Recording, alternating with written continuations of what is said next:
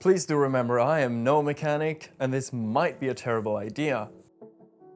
So last year I installed these bar end mirrors right here, but I quickly realized after installing them that something was wrong. Now, what happened was that my throttle got physically stuck, but as you can see, I fixed it. So I found a solution, but I didn't really share it with you guys. That is why I'm going to show you how to fix the throttle being stuck when installing, for example, bar end mirrors. The problem was that there wasn't enough room between the throttle and the bar mirror itself. So that resulted in there being a lot of friction in between the two parts. I don't know if you can see how much pressure I'm putting on this, but it is quite a lot. So it was stuck, basically. The way I saw it in my head at the time, I had a few options.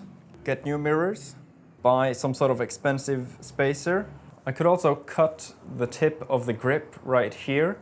So what I decided to do was to buy a way too long PVC pipe, about 20 millimeter in diameter, and cut it in two pieces, about 15 millimeter long.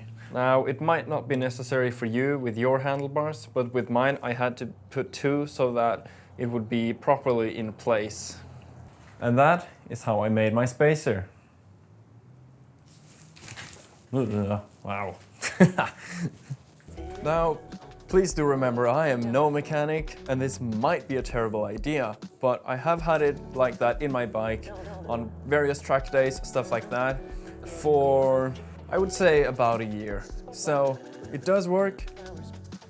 I mean, yeah, but should you trust me? Absolutely not. So, thank you guys so much for watching this video. And you know, as always, I'll catch you in the next one. Peace!